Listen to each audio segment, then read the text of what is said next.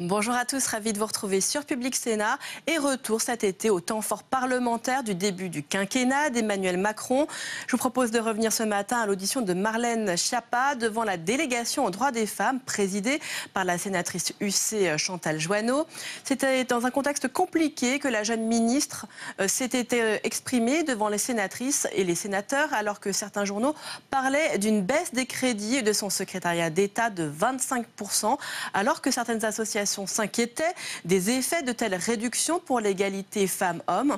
Devant les sénateurs, la secrétaire d'État à l'égalité femmes-hommes avait cherché à rassurer, indiquant que les arbitrages n'avaient pas encore été pris, qu'aucun chiffre n'était arrêté et qu'elle voulait sanctuariser les crédits alloués aux associations de lutte contre les violences faites aux femmes. Pour elle, les économies ne seront faites avant tout que sur les frais de fonctionnement. Je rappelle que le budget de cette mission est déjà très faible aujourd'hui, seulement 30 millions d'euros en 2016.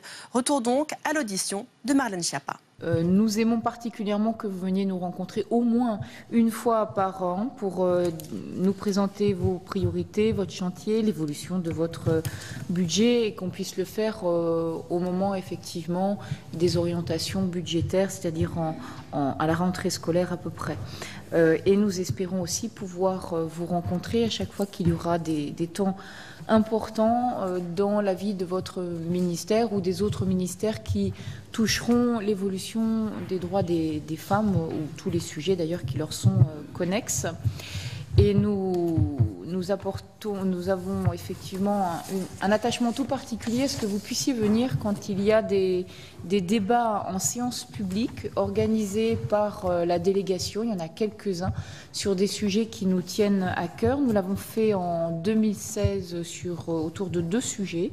L'un sur la traite des femmes au mois de mai, et l'autre sur les violences conjugales, deux sujets qui tiennent à cœur nos sénatrices et nos sénateurs au mois de novembre. Et je vous annonce que nous avons l'intention d'en organiser un également sur le thème femmes et agriculture pour l'égalité dans les territoires, donc le tout dernier rapport adopté par la délégation. Alors reste à caler la date de ce débat public, ce qui ne sera pas des plus simples, puisque entre le mois de septembre qui va mobiliser un grand nombre de nos collègues dans le cadre de leur campagne, et ensuite il y a un certain nombre de membres de la délégation qui ne seront plus là, ne serait-ce que parce qu'ils ne se représentent pas. Nous sommes plusieurs dans cette situation, mais il y aura toujours des orateurs pour prendre le flambeau et relever le défi. Au regard des attentes de la délégation, il me paraît important de vous présenter rapidement les travaux et le bilan de la délégation au cours des 3 dernières années, c'est-à-dire depuis 2014, et surtout l'esprit dans lequel nous travaillons, même si j'ai déjà eu l'occasion de vous rencontrer et donc de vous présenter rapidement les orientations de la délégation. Alors, la délégation a plusieurs types de travaux. Il y a des travaux de type événementiel, alors à l'occasion du 8 mars, mais pas seulement.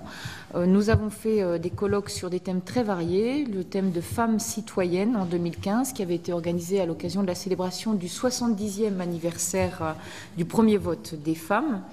Un colloque sur les femmes dans les associations. Les femmes s'engagent en 2016 pour rendre hommage à l'engagement associatif des femmes. Donc, être agricultrice en 2017 a été le colloque qui a ouvert nos travaux pour le rapport que nous avons finalisé tout récemment. Et c'est un thème, évidemment, qui parle vraiment au cœur des sénatrices et des sénateurs, puisque nous sommes les défenseurs des territoires, et nous l'avons organisé à l'occasion du Salon international de l'agriculture autour de plusieurs thématiques, les défis des agricultrices, les innovations qu'elles apportent dans le monde de l'agriculture et leur engagement associatif, leur engagement politique, leur engagement syndical. Je voudrais aussi mentionner des événements que nous avons organisés tout récemment, un hommage à notre ancien collègue Lucien Neuwirth, qui a été le porteur de la loi de 67 sur la régulation des naissances. Plusieurs sénatrices et sénateurs ont participé à cet hommage à côté du planning familial, et nous avons publié un recueil de tous les discours qui ont été prononcés à cette occasion. Et c'est vrai que nous avons souvent l'occasion de rappeler que la délégation a dans ses fils rouges la défense des droits sexuels et reproductifs, la libre disposition du corps des femmes, et c'est un débat vraiment récurrent. On a encore eu l'occasion de parler de l'IVG tout récemment. C'est un débat récurrent au sein de la délégation, et il est important, mais vous le savez, de ne jamais baisser les bras sur ces sujets, parce qu'on ne peut pas dire qu'il y ait forcément une évolution naturelle vers plus de droits des femmes. Il y a aussi parfois des retours en arrière qu'on peut observer. Il y a des discours, mais il y a des retours en arrière dans d'autres pays. En second lieu, donc deuxième type de travaux, nous avons publié 12 rapports d'information au cours de cette période sur des thèmes extrêmement variés. Ça peut être des thèmes d'actualité ou des thèmes de fond beaucoup plus récurrents qui ont trait aux droits des femmes. Je ne vais pas vous citer tous ces rapports parce que nous n'avons pas suffisamment de temps. J'en citerai simplement 2 qui sont assez représentatifs. Un rapport sur les femmes engagées au service de la défense dans notre pays, qui a été extrêmement...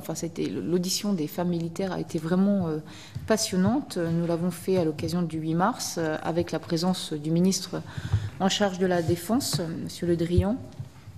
Et on a mis à l'honneur non seulement évidemment les femmes militaires engagées, avec toutes les difficultés qu'elles peuvent rencontrer, mais aussi la politique du ministère de la Défense, parce que c'est vrai que le ministère a une politique assez engagée dans ce domaine, et nous avons voulu que ce rapport soit porté par l'ensemble des groupes politiques, et il a été donc co-signé par un ou une co-rapporteur par groupe politique. C'est aussi une marque de fabrique en fait de la délégation de faire en sorte que l'ensemble des rapports ou des prises de position engagent les membres de la délégation, quelle que soit leur couleur politique, et de trouver des points de consensus, des points de compromis autour des droits des femmes.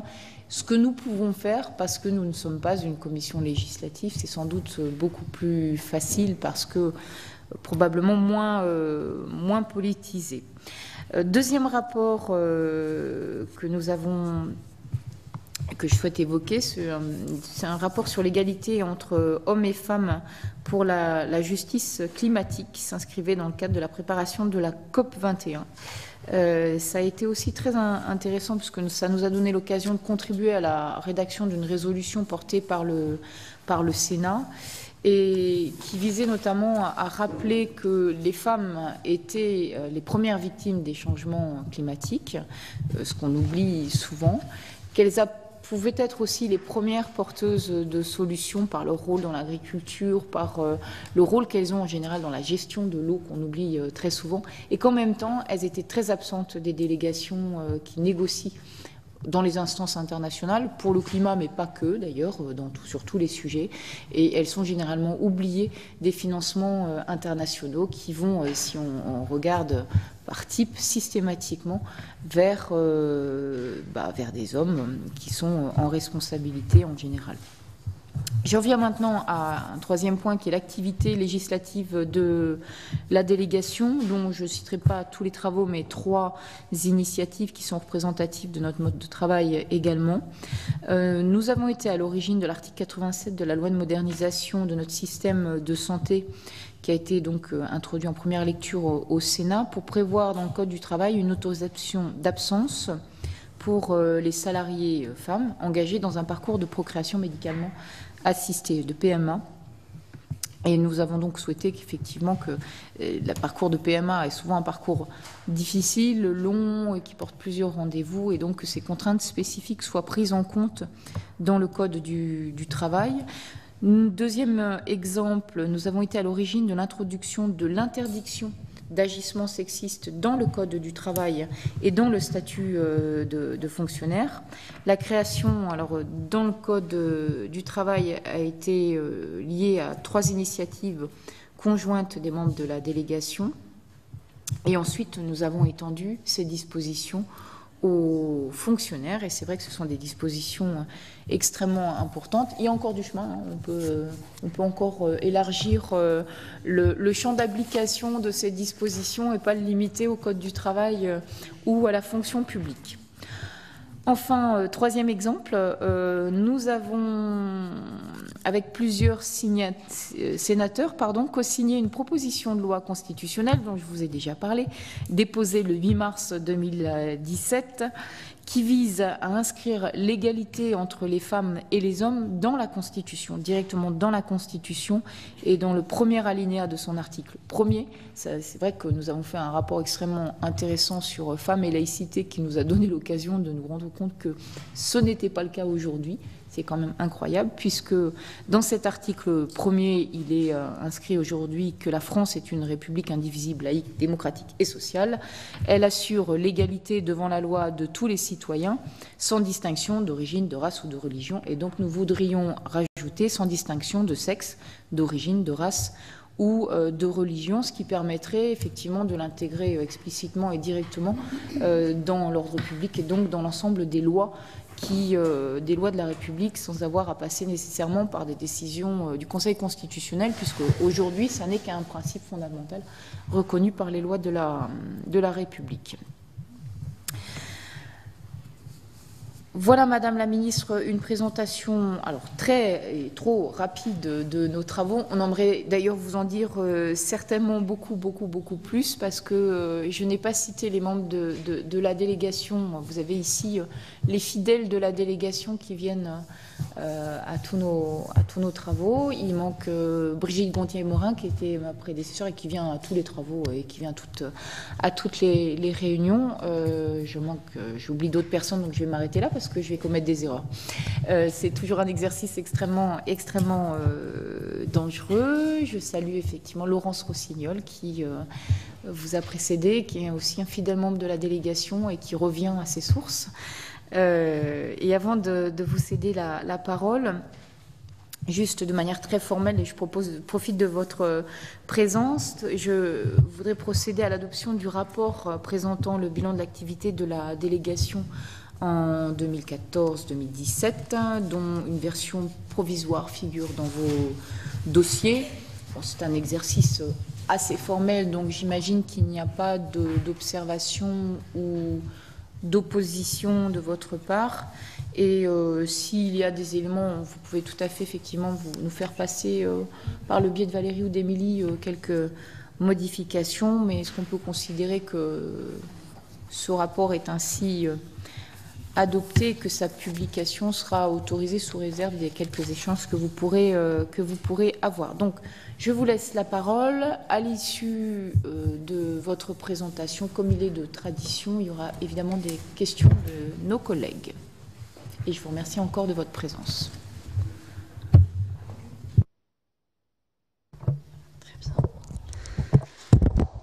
Merci Madame la Présidente. Bonjour à toutes et à tous d'abord. Je salue évidemment Laurence Rossignol, précédente ministre des Familles, de l'Enfance et des Droits des Femmes. Je vous remercie d'abord de m'auditionner dans votre délégation aux droits des femmes au Sénat. C'est ma première audition avec vous. J'espère que ça sera la première d'une longue série et je dois bien sûr commencer cette audition par rendre un hommage au travail que vous avez mené, Madame la Présidente, puisqu'il me semble que c'est la dernière délégation que vous présidez aujourd'hui. J'ai eu l'occasion, en tant qu'élue locale, de m'appuyer sur vos travaux, de venir à certains des événements que vous avez organisés et j'ai pu apprécier effectivement la qualité, le côté consensuel que vous soulignez tout à l'heure, en tout cas la recherche du compromis pour défendre au mieux dans l'ensemble de la société la question des droits des femmes et cette pédagogie qui caractérise, je pense, également l'ensemble de vos travaux, puisque vous m'avez remis il y a quelques jours vos rapports que j'ai pu lire pour certains, parcourir pour d'autres. Et effectivement, il m'est apparu que vous vous attachiez à chaque fois à une très grande pédagogie et à faire en sorte que tous vos travaux soient intelligibles et que chacune et chacun puisse s'en saisir pour la mise en œuvre de ses propres politiques publiques. Donc je pense que c'est un travail qui doit être salué. À cet égard, vous avez travaillé sur la place des femmes dans l'agriculture. Je me suis fortement appuyé sur le rapport que vous m'avez déjà remis, puisque nous allons faire un premier déplacement avec mon collègue ministre de l'Agriculture à la fin de la semaine. D'ailleurs, je crois que c'est demain, pour justement travailler sur ce sujet de la place des femmes dans l'agriculture, qui est un sujet très vaste. Nous nous sommes aperçus, par exemple, en travaillant avec ma collègue ministre des Solidarités et de la Santé sur l'harmonisation des droits au congé maternité, que le pire congé maternité qui existe aujourd'hui, et pour cause, c'est celui des femmes agricultrices. Donc c'est un vrai chantier que nous allons ouvrir et nous allons nous baser fortement sur vos travaux, et j'entends qu'il y aura un débat au Sénat, donc nous en reparlerons, j'imagine, à ce moment-là. Peut-être vous dire qu'en termes de méthode, je suis à votre disposition, à la fois pour recevoir vos travaux, vos rapports et pour m'appuyer dessus, mais aussi pour avoir des échanges avec vous. Moi, je suis très attachée au Sénat comme chambre parlementaire. J'ai commencé ma vie politique sur l'impulsion d'un sénateur que vous connaissez.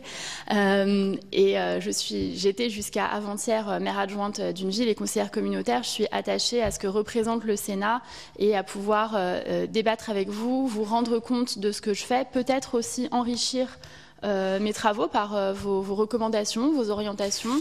Rien n'est figé. Je vais vous présenter les grands axes de ma feuille de route, mais bien évidemment, rien n'est gravé dans le marbre. Si d'aventure vous aviez des orientations, des améliorations à y apporter, j'en suis tout à fait preneuse.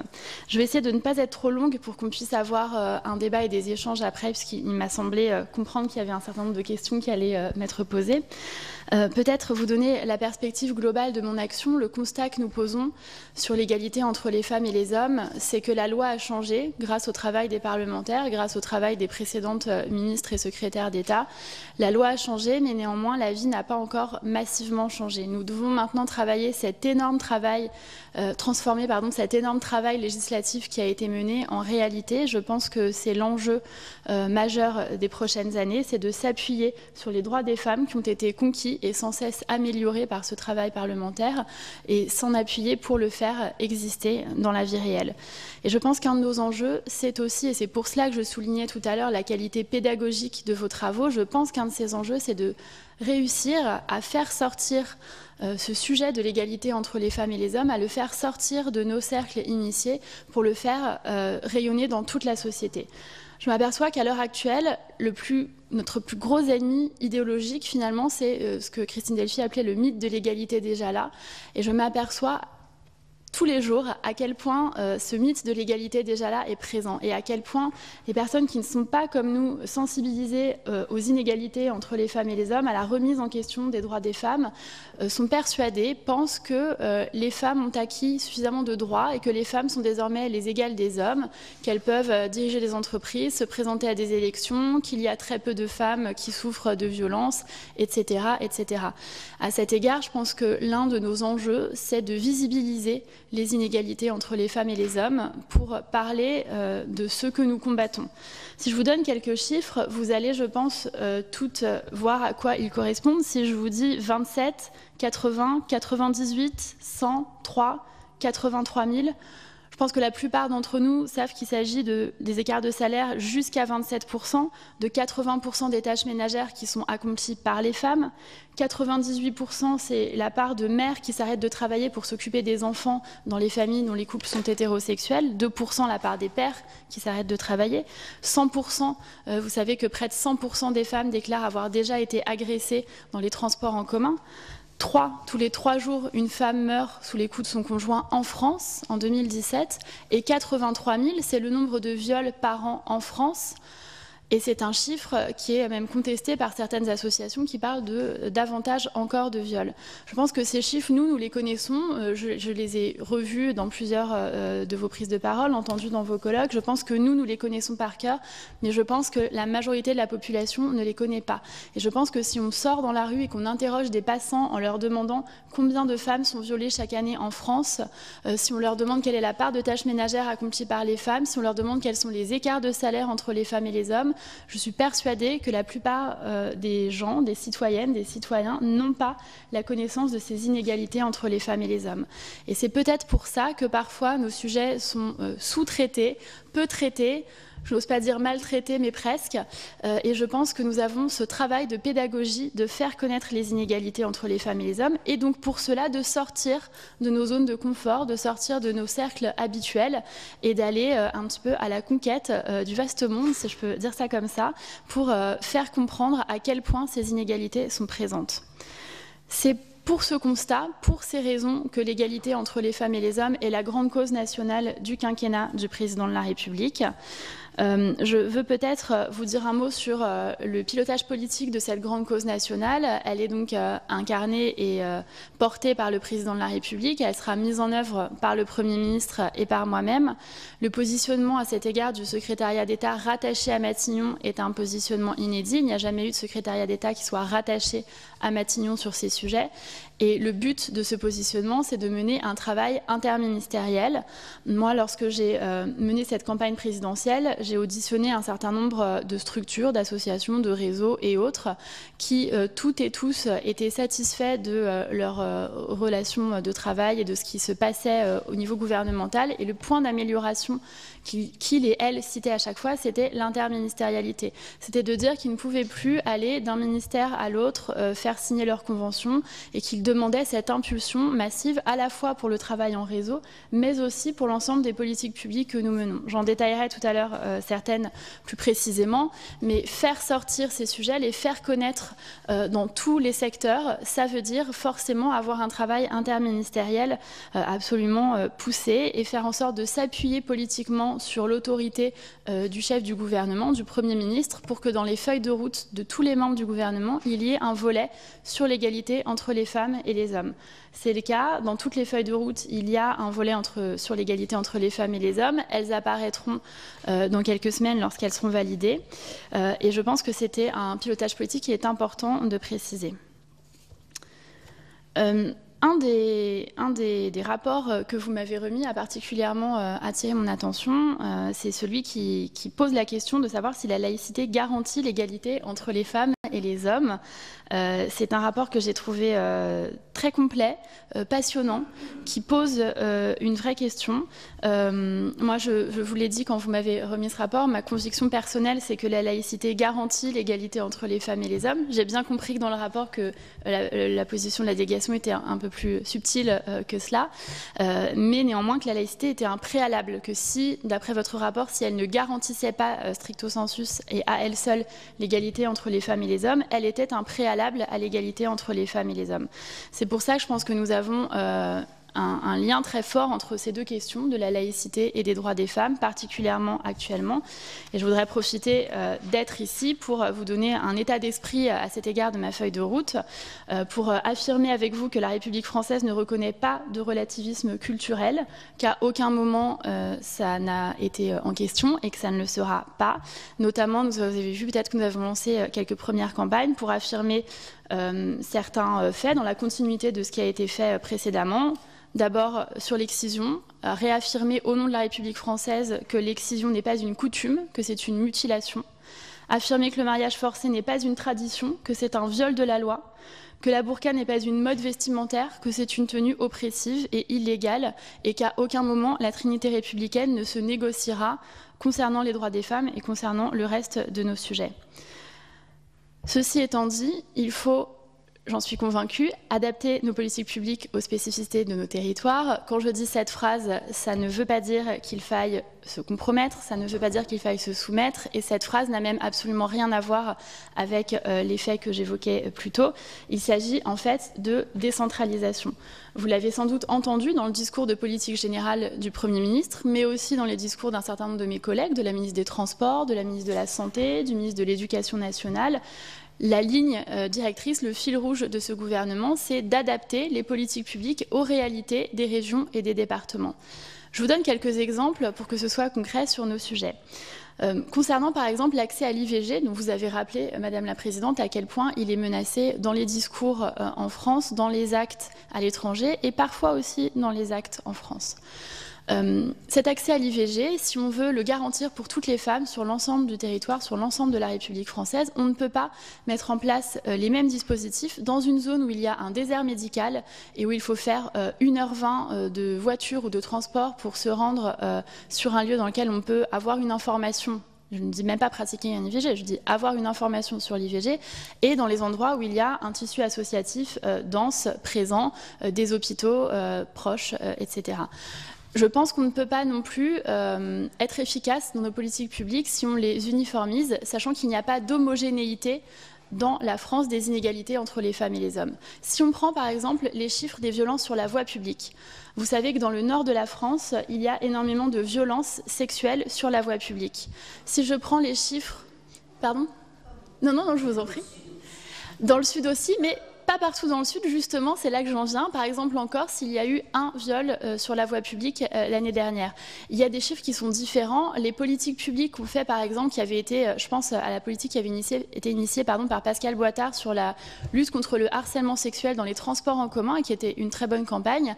Elle est très opérante dans les métropoles, et je pense qu'elle est moins opérante en Corse, par exemple, pour parler d'une région que je connais bien. Et je pense qu'il faut adapter à cet égard nos communications et nos politiques publiques à ce que sont les réalité des régions. Et pour cela, s'adapter sur une connaissance fine et donc massivement sur à la fois le réseau associatif, mais aussi sur les délégués territoriales aux droits des femmes. Je peux donner peut-être un dernier exemple sur le téléphone d'alerte, le téléphone grave danger que vous connaissez. Je l'ai beaucoup expérimenté à l'échelle locale en tant que maire adjointe. Nous, en Sarthe, là où je suis élue, il y a des zones qui sont peu pour ne pas dire pas couverte par un certain nombre d'opérateurs, et le téléphone grave danger n'est pas opérant par définition dans les zones où il y a un problème de réseau. Donc je pense qu'on doit vraiment prendre en compte la spécificité de chaque territoire et ne pas considérer qu'une politique publique doit être adaptée uniformément sur l'ensemble du territoire, ce qui ne veut pas dire que nous devons, je le répète, négocier quoi que ce soit, puisque l'objectif, il est le même partout. Pour toute la République française, c'est l'égalité absolue, parfaite, totale, non négociable entre les femmes et les hommes. Pour entrer sur le fond, j'ai deux axes de travail principaux, deux chantiers qui ont été définis comme prioritaires. Le premier, il concerne le travail des femmes. Vous le savez, la situation n'est pas égalitaire. Il y a un moindre accès des femmes au travail par rapport aux hommes. Il y a encore des inégalités salariales. Le plafond de verre est une réalité. Une seule femme dirige une entreprise du CAC 40. Et au-delà du plafond de verre, il y a aussi ce qu'on appelle les murs de verre, vous le savez très bien, qui montrent une non-mixité de métiers, avec des métiers féminisés, souvent peu valorisés et peu payés, et à l'inverse, des métiers majoritairement masculinisés. Je pense que cet axe du travail, il est primordial parce que c'est dans le travail que se mesure, qui est finalement l'aboutissement de l'ensemble des inégalités professionnelles. Et je pense que c'est par le travail, comme le disait Simone de Beauvoir, c'est par le travail seul que les femmes pourront franchir la distance qui les sépare des hommes. C'est le travail qui garantit l'autonomie financière et qui garantit l'émancipation réelle des femmes.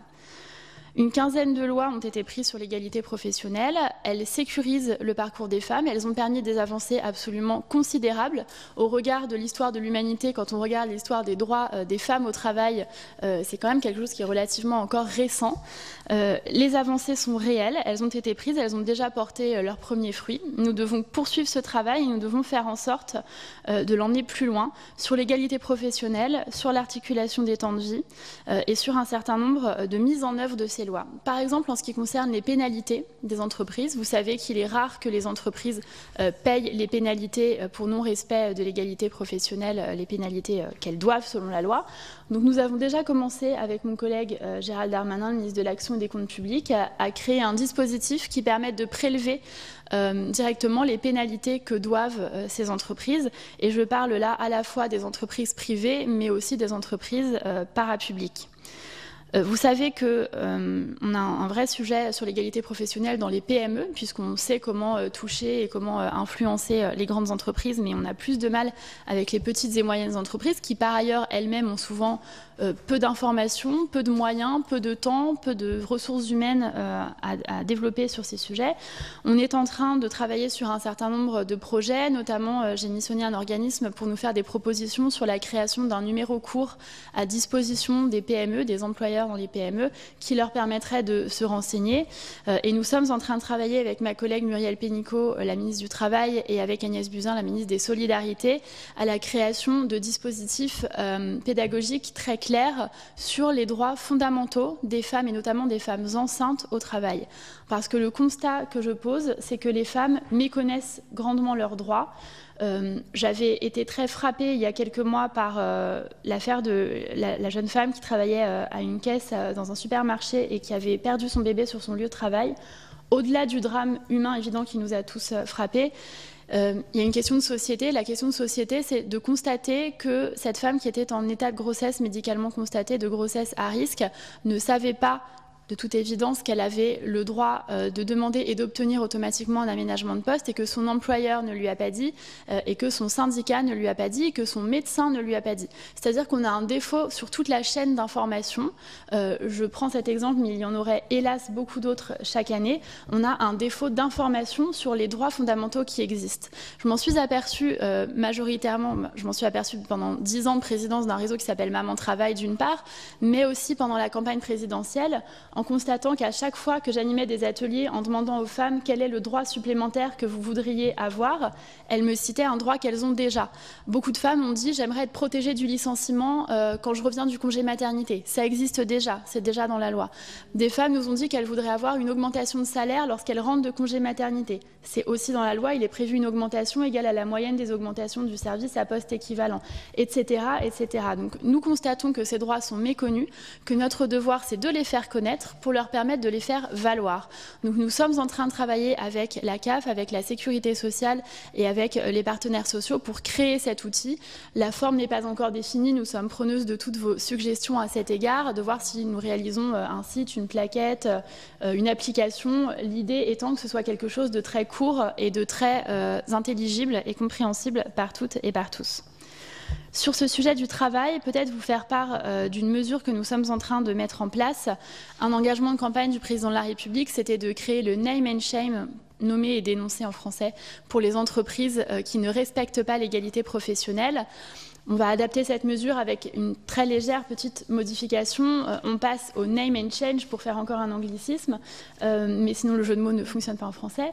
L'idée, c'est on a demandé au baromètre Ethic and Board, via la Direction générale de la cohésion sociale, de nous indiquer les 10 plus mauvaises entreprises qui sont classées, le plus mal classées au baromètre Ethic and Board qui mesure l'égalité professionnelle.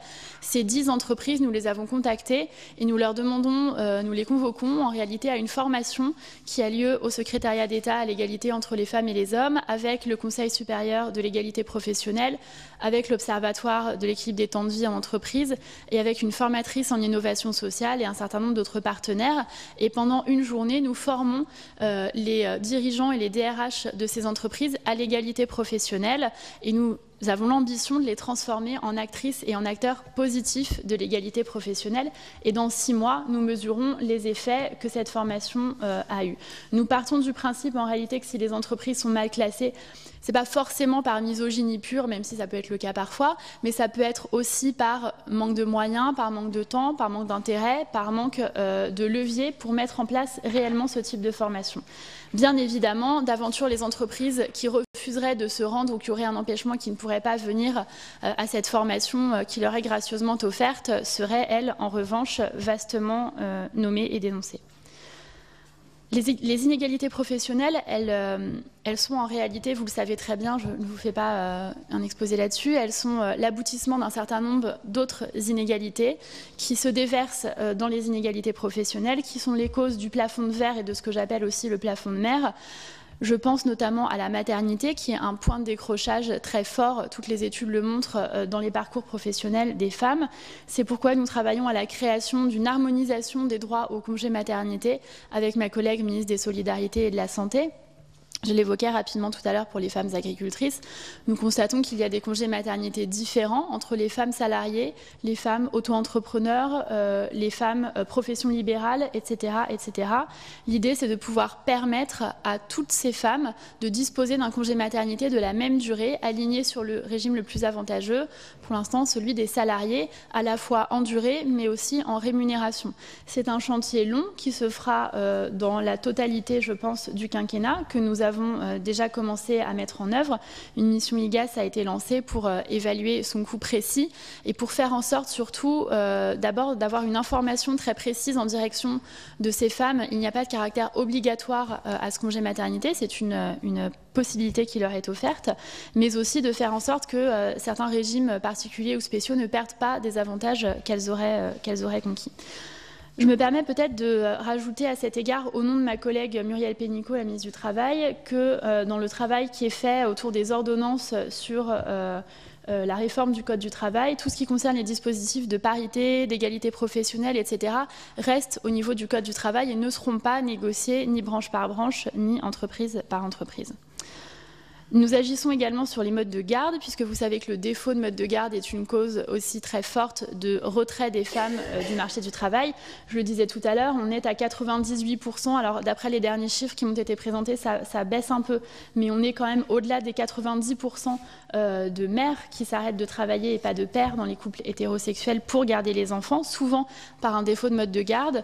Donc nous agissons, en appuyant les collectivités à la création de modes de garde, et ça je pense que c'est un travail qu'on va peut-être, si vous en êtes d'accord, pouvoir mener ensemble, parce que le Sénat est un interlocuteur très précieux à cet égard de lien avec les collectivités, mais aussi sur ce qu'on appelle le pacte transparence crèche. Plusieurs études ont montré que les familles considèrent que trouver une place en crèche, c'est une épreuve. Quand on leur demande, une étude qui avait été faite par mon réseau à l'époque, quand on leur demande comment elles ont trouvé leur place en crèche, celles qui en ont eu une, la première réponse est de dire par chance, et la deuxième, c'est de dire par piston. Ça veut dire que dans l'esprit des familles, même quand ce n'est pas le cas, même quand c'est ni de la chance ni du piston, que simplement elles ont correspondu aux critères, dans leur esprit, c'est quelque chose qui est encore entré. Donc, nous avons un travail à mener sur la transparence. Nous allons demander aux collectivités de rendre publics les critères d'attribution des places en crèche, les barèmes de cotation, la composition des commissions. C'est un sujet qui sera abordé en lien étroit avec la CNAF, qui finance, vous le savez, en grande partie les crèches et qui donc intégrera cela à sa prochaine convention. Nous allons évidemment aussi en parler avec l'Association des maires de France. Enfin, vous faire part d'un projet qui est peut-être un peu innovant en ce qui concerne l'insertion professionnelle des mères, et je pense notamment aux mères qui ont eu des enfants jeunes et qui sont assez précaires. On en voit beaucoup dans un certain nombre de quartiers, et notamment dans les zones rurales. Ce sont ces femmes qui ont eu des enfants jeunes alors qu'elles n'avaient pas d'expérience professionnelle, pas de qualification, pas de diplôme, et qui se retrouvent à 25 ans, 30 ans, 35 ans sur le marché du travail avec en guise de CV une page blanche et en disant dans les entretiens d'embauche, jusque-là j'ai élevé mes enfants, ce qui n'est pas un argument très efficace jusqu'à présent, hélas. Donc nous créons avec mon collègue Jean-Michel Blanquer, le ministre de l'Éducation nationale, un dispositif de VAE de parents, de validation des acquis de l'expérience pour les parents. L'idée n'est pas d'encourager les femmes à retourner au foyer, ni de développer un salaire maternel, ni l'un ni l'autre. L'idée est simplement de partir de ce constat très pragmatique qu'il y a ces jeunes femmes sur le marché du travail, d'un côté, que de l'autre côté, nous avons une pénurie de recrutement de professions, de personnel qualifié dans les métiers de petite enfance. Donc nous sommes en train de travailler à un dispositif diplômant qui leur permet d'avoir un CAP petite enfance ou un diplôme d'État, un brevet d'État d'éducatrice de jeunes enfants. On est en train d'affiner le dispositif, les diplômes, la façon exacte d'obtention du diplôme, mais l'objectif est là, il est inscrit, c'est de faire en sorte de valider ces acquis de l'expérience pour cette population majoritairement féminine et pour faire en sorte de favoriser leur insertion sur le marché du travail. Voilà pour nos principaux dispositifs sur ce qui concerne le travail et l'égalité professionnelle, mais vous savez que tout est lié. Il n'est pas possible de lutter contre le plafond de verre ou contre l'autocensure si on ne garantit pas les conditions d'exercice d'accès au travail des femmes. Moi, je suis frappée par le discours ambiant sur les femmes au travail qui est souvent de dire « allez-y, brisez le plafond de verre, brisez l'autocensure, go, vous pouvez tout faire, etc. » Je ne pense pas qu'on puisse dire aux femmes qu'elles peuvent tout faire si nous, les pouvoirs publics, on ne met pas à leur disposition les infrastructures et les conditions d'exercice serein de leur activité professionnelle. Je pense qu'il n'est pas possible pour des femmes d'aller négocier leur trajectoire professionnelle, leur augmentation, leur promotion au travail si elles doivent systématiquement partir pour garder leurs enfants quand leurs enfants sont malades, alors que c'est moins le cas des hommes. Et je pense qu'il n'est pas possible de demander aux femmes d'être sûres d'elles et d'être des conquérantes et des Wonder Woman au travail si par ailleurs elles doivent craindre pour leur intégrité physique, soit dans l'espace public, soit dans leur domicile lorsqu'elles sont victimes de violences intrafamiliales. Je précise précise cela parce que je pense que lutter contre les violences sexistes et sexuelles, ça n'est pas forcément faire de la victimisation comme on l'entend parfois, mais c'est aussi agir indirectement sur tout un tas d'autres sujets sociétaux. La protection de l'enfance, qui est la responsabilité de ma collègue Agnès Buzyn, la ministre des Solidarités, et aussi donc l'égalité professionnelle. À cet égard, je pense qu'il est primordial de rappeler que le corps des femmes n'est pas un bien public. Nous toutes ici, nous en sommes convaincus, mais encore une fois, les chiffres nous forcent à penser le contraire. Quand on réalise que 71% des viols sont prémédités, que 90% des violeurs, d'après Amnesty International, ne souffrent d'aucune pathologie mentale. Ça veut dire que nous avons un combat culturel à mener, que la culture du viol est présente dans nos sociétés et que nous devons lutter contre cette culture du viol en cessant de culpabiliser les victimes et en s'adressant aux auteurs et aux agresseurs et en les responsabilisant. Le viol n'est jamais le choix de la victime, c'est le choix conscient du violeur. Et je pense qu'il est important de le redire et de dire que le fait que le corps des femmes n'est pas un bien public, c'est le fil rouge de notre programme de lutte contre les violences sexistes et sexuelles. À cet égard, nous poursuivons bien évidemment le 5e plan interministériel et les actions qui sont prévues, notamment la formation accrue des professionnels de tous ordres. Et nous allons calquer notre action sur la cause nationale annuelle, celle-ci et non pas quinquennale, qui avait été menée sous Jacques Chirac, de la sécurité routière. Il avait lancé cette grande cause nationale et on s'était aperçu en regardant les chiffres qu'à partir du moment où la sécurité routière devient une cause nationale, eh bien les chiffres de morts sur les routes baissent. Alors on ne va pas prendre d'engagement chiffré formel parce que c'est quelque chose qui va se mesurer sur 10 ans, 15 ans, même si on espère avoir des résultats les plus immédiats possibles. Néanmoins, on duplique la méthode de cette grande cause. Cette grande cause, elle était composée d'une vaste campagne de communication. Avant qu'il y ait cette campagne, l'habitude, c'était de ne pas mettre de sa ceinture de sécurité. Après cette campagne, l'habitude est devenue de la mettre. Ça veut dire que c'est un combat culturel et de la même façon, on peut agir pour faire en sorte de changer les habitudes et de baisser le consensus social tacite de notre société sur ce sujet. Avec une grande campagne de communication, avec une verbalisation, nous allons créer avec mes collègues Gérard Collomb et Nicole Belloubet une verbalisation du harcèlement de rue avec une formation des 10 000 policiers de proximité qui seront recrutés notamment à cet effet au cours du quinquennat. Cette mesure coercitive, nous sommes conscients qu'il n'y aura pas un policier derrière chaque harcèlement de rue, mais l'idée c'est de dire le droit, de dire ce que la République française ne tolère pas et de caractériser le harcèlement de rue qui actuellement est trop souvent situé dans une zone grise. On entend souvent objecter mais c'est de la séduction, c'est une discussion, c'est pas grave, etc. Si c'est grave, non c'est pas amusant, non c'est pas flatteur d'être harcelé et l'idée c'est de caractériser cela pour que plus aucun homme ne puisse harceler dans la rue les femmes lorsqu'elles marchent et de verbaliser cela en disant qu'il y a des amendes pour cela. C'est un message que nous envoyons aux harceleurs mais aussi aux femmes pour leur dire qu'elles ont raison, qu'elles sont dans leur bon droit et que la République et l'État est avec elles. Au-delà de cette mesure coercitive, nous lançons une grande action de formation. Vous savez que la loi prévoit déjà 3 journées d'intervention en milieu scolaire, d'IMS au cours du parcours scolaire. On est en train de lancer un projet d'audit avec Jean-Michel Blanquer parce qu'on s'aperçoit qu'elles sont très peu réalisées, ces IMS, très peu et de façon très inégale sur l'ensemble du territoire. Moi, j'ai déjà eu un certain nombre de saisies de la part d'associations de parents d'élèves qui nous disaient que les associations qui intervenaient au gré des établissements au titre des IMS sur la déconstruction des stéréotypes, en réalité, propageait un certain nombre de stéréotypes de genre en disant que les filles étaient fragiles, pleuraient plus, etc., etc. Donc nous avons un travail à mener du côté de l'éducation nationale, mais en lien, bien évidemment, avec mon secrétariat d'État. Et au-delà de ces 3 jours pendant le parcours scolaire, nous sommes en train de travailler à la construction d'un programme d'une journée pendant le service militaire et civil qui est en train d'être créé. Cette formation d'une journée portera sur l'égalité femmes-hommes, la déconstruction des stéréotypes de genre, l'égalité professionnelle, le respect et la lutte contre les violences sexistes et sexuelles et la lutte contre la culture du viol. Là encore, de la même façon qu'on s'aperçoit que les femmes méconnaissent leurs droits, on s'aperçoit que la plupart des gens ne savent pas ce qu'est une agression sexuelle. Ce qu'on appelle familièrement une main aux fesses, quand on explique que c'est une agression sexuelle, beaucoup de gens tombent des nues et quand on leur explique que ça leur vaut 75 000 € d'amende et de la prison, c'est aussi une surprise. Donc je pense que nous avons un travail à mener sur cette loi qui existe et rappeler que c'est interdit et rappeler que ça vaut de la prison, des amendes et que ce n'est pas possible, que ce n'est pas permis. Nous allons mener également un travail sur l'allongement des délais de prescription. Je sais qu'un premier travail a été nommé. Nous avons pris l'engagement de mettre en œuvre les conclusions et les recommandations du rapport de la mission de consensus qui avait été commandée par la ministre Laurence Rossignol. Nous avons reçu les personnes qui ont piloté ce rapport. Il préconisait notamment l'allongement des délais de prescription à 30 ans. Nous ouvrons ce débat prochainement avec la garde des Sceaux pour aller vers un allongement de ces délais de prescription. Il y a énormément d'autres sujets sur les violences sexistes et sexuelles, mais je crois qu'on est un petit peu contraint par le temps. Je voudrais peut-être simplement évoquer avec vous le fait que j'ai commandé un rapport au Conseil à l'égalité sur les violences obstétricales, qui est un sujet qui revient dans l'actualité. Vous savez qu'en France, on a un taux d'épisiotomie, par exemple, à 75%, alors que l'OMS préconise d'être normalement, je crois, autour de 20 ou 25%. Le chiffre est à vérifier, mais il me semble que c'est cela.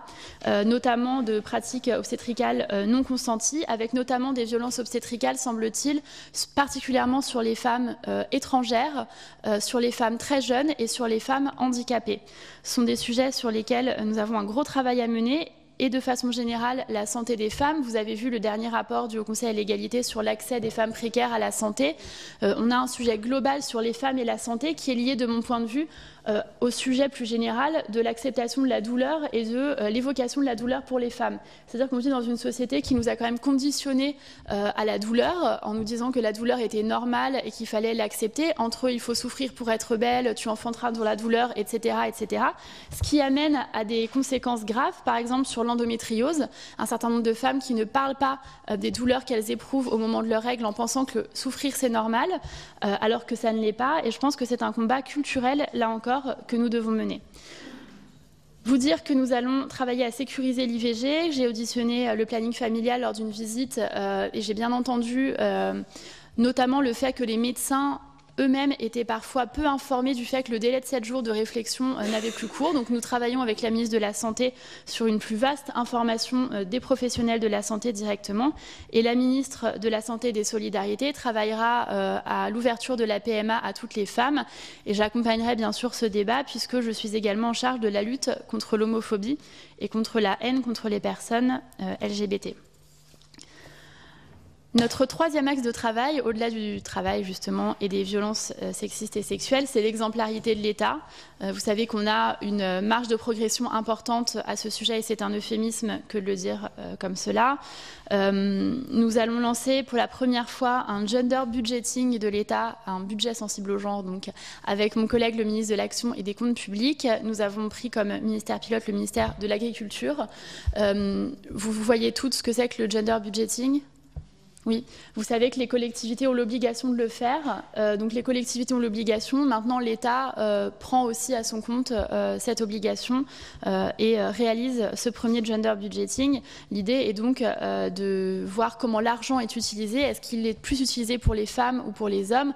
On s'est aperçu dans un certain nombre de collectivités locales que, par exemple, quand on pense financer des associations neutres, club de foot ou créer des infrastructures type skatepark, terrain de basket sur des parcs publics, etc. En réalité, on ne finance pas les femmes et on exclut de fait les femmes puisqu'elles sont peu utilisatrices de ces équipements. Nous travaillons aussi sur le conditionnement du financement public à l'égalité professionnelle et sur la mise en œuvre de l'ensemble des lois qui ont été votées à cet égard. En rappelant peut-être que la France est assez peu coercitive. J'ai appris récemment qu'il me semble qu'en Australie, les entreprises qui ne respectent pas la mixité dans leur gouvernance n'ont pas le droit d'être cotées en bourse. Donc ce n'est pas une proposition que je formule ici, quoique ça pourrait le devenir, mais je pense que c'est important de rappeler que la France n'est pas si coercitive que cela et que nous avons des marges de progression et de rappeler, quels que soient les débats qui peuvent exister sur les quotas, la parité, les obligations, etc., de rappeler que quand il n'y a pas d'obligation, quand il n'y a pas de quotas, quand il n'y a pas de parité, eh bien, il n'y a pas parfois même de mixité. Et c'est quelque chose qu'on voit également dans les communautés de communes, vous le savez bien ici au Sénat, et nous allons aussi travailler sur ce sujet important de la parité dans les communautés de communes. où il y a un certain nombre de choses à faire. Je vous le disais tout à l'heure, notre fil rouge de méthode, c'est d'adapter nos politiques publiques à la spécificité des départements, des villes, des villages, des régions. C'est pourquoi nous lançons un tour de France de l'égalité entre les femmes et les hommes, qui aura lieu chaque année avec un thème. Cette année, le thème, c'est le travail, puisque c'est notre axe 1 de la feuille de route. Il sera lancé par le président de la République. Nous allons nommer 18 ambassadrices dans les régions, en métropole et en outre-mer, pour piloter ces débats. L'idée, c'est encore une fois de faire sortir ces débats de notre zone de confort et des personnes qui en sont déjà convaincues pour aller recueillir la parole des femmes, de toutes les femmes, sur l'ensemble de la République française, pour avoir à l'issue une forme de cahier de doléances ou de livre blanc, où on trouvera un nom un peu plus vendeur que ça, mais l'idée c'est d'avoir des propositions concrètes qui partent de la réalité de ce qu'est le travail quotidien des femmes sur tous les sujets, le chômage, l'accès à l'emploi, l'insertion, l'égalité professionnelle, la protection des femmes enceintes, le plafond de verre, et dans tous les domaines, y compris ceux qui sont réservés aux zones les plus rurales ou aux zones les plus périphériques, pour utiliser ce mot qui est devenu usuel. Voilà en gros pour les axes de ma feuille de route. Peut-être terminer en vous disant que, comme vous le savez, au XXe siècle, la France a été et était longtemps le berceau du féminisme philosophique. Et maintenant, je pense qu'il est temps de passer de ce combat philosophique à la pratique. C'est un combat qui a été amorcé lors du dernier quinquennat, qui doit être poursuivi. Ma conviction, c'est que la France peut devenir un leader de l'égalité entre les femmes et les hommes dans le monde, que pour cela, nous devons mettre en cohérence nos actes avec nos intentions. C'est le travail que nous allons mener pendant ce quinquennat. Et le dernier préalable et la dernière condition à cette grande ambition pour les femmes, c'est bien sûr d'impliquer tout le monde, d'impliquer toute la société, y compris, comme je l'ai dit tout à l'heure, des personnes, des structures, des institutions qui d'emblée peuvent sembler éloignées de nos combats. Je suis à votre disposition pour toutes vos questions, remarques et interventions. Je vous remercie. Merci beaucoup, merci pour cette intervention très précise sur vos axes. Alors, il y a déjà beaucoup de personnes qui veulent vous poser des questions, c'est très bon signe. J'en profite parce que j'ai oublié de vous dire qu'on a hier matin fait une conférence de presse avec Madame Laborde, qui en est seule auteure et responsable sur justement du droit comparé sur l'IVG. Et donc c'était extrêmement intéressant. Et je trouve que l'initiative Name and Change est assez intéressante pour les entreprises, mais il ne faut pas non plus ignorer les institutions publiques. Absolument. Ça pourrait être assez intéressant. Bon, voilà, ça c'est dit. Alors, j'ai beaucoup de questions. On va les prendre 3 par 3, comme ça, ça vous laissera le temps de répondre et de souffler entre deux. Oui, donc nous avons une demi-heure. J'ai Hélène Conway-Mouret, Madame Garriot-Mellam, Madame Laborde, déjà pour les 3 premières. Ensuite, j'ai noté Madame Meunier, Madame Cohen, Madame Blondin, Monsieur Gournac, Monsieur Courteau et Madame Lepage. Et Laurence. Donc, tout de suite, Hélène Conway-Mouret, Madame Garriot-Mellam et Madame Laborde. Merci Madame la Présidente, Madame la Ministre. D'abord, je salue votre volonté de vous saisir de tous les grands thèmes qui nous sont chers. Et ils sont très nombreux, vous les avez énumérés. Je crois qu'on ne peut qu'approuver les 3 axes de travail que vous avez énoncés, d'un projet ambitieux. Et sachez que cette délégation, en tout cas toutes celles et tous ceux qui en font partie, veulent que vous réussissiez. Je crois que c'est un sujet très important, que cette égalité entre les hommes et les femmes. Et comme vous l'avez dit et répété plusieurs fois dans votre présentation, nous avons besoin d'une évolution culturelle au-delà de l'arsenal législatif qui existe déjà et qu'il faut mettre en place. Mais enfin, en même temps, je reste un peu sur ma faim dans la présentation que vous avez faite, parce que vous n'avez pas abordé la question centrale, peut-être la question qui fâche, qui est celle des moyens. Parce que vous avez dit très justement que votre ambition était de transformer tout ce qui a été fait jusqu'à présent, notamment sur le plan législatif, dans la vie réelle. Et cela passe pour beaucoup par le travail des associations qui sont sur le terrain, et qui aujourd'hui, vous le savez, sont inquiètes. Alors votre ministère, comme tous les ministères aujourd'hui, et cela n'est pas nouveau malheureusement, est soumis à une diète un petit peu forte, avec des coupes budgétaires assez importantes. Vous savez que l'inquiétude est assez forte chez les associations, et je crois qu'il serait bon peut-être dénoncer plutôt que de parler d'interministériel. Vous avez dit que d'autres ministères s'occuperaient aussi de ce sujet. C'est vrai, mais ces ministères sont aussi soumis à des coupes budgétaires, et je ne pense pas qu'il y ait un surplus d'argent dans ces ministères pour qu'ils puissent faire de l'égalité entre les hommes et les femmes une priorité chez eux. Donc l'impulsion politique et les objectifs émaneront de vous, et ils seront mis en place peut-être par eux, mais en même temps, les moyens ne seront pas forcément distribués partout ou disponibles partout. Donc il faudra bien que, quelque part, vous puissiez énoncer, je crois, assez clairement et assez vite, pour les associations, quelles sont vos priorités, quelles sont les associations que vous entendez continuer à aider et apaiser cette angoisse qui est assez forte, qui s'exprime et qui est tout à fait justifiée, tant qu'il n'y aura pas de clarification sur cette question. Donc plutôt que de rester dans le flou et d'aborder les autres sujets, je pense qu'il serait bon de clarifier ce point-là, en tout cas pour tous. Merci. Je veux bien répondre directement à cette question, si c'est possible. Vous en prenez 3, ok. Allez-y. Non, ça va. Je serai très brève puisque nous n'avons que très peu de temps pour poser ces questions. Donc simplement 2 points assez concrets. Il y a un sujet qui me paraît très important, qui est l'agence de recouvrement des pensions alimentaires. Bon, c'est un sujet sur lequel je me bats depuis longtemps et je voudrais remercier Laurence Rossignol qui s'était saisie du sujet.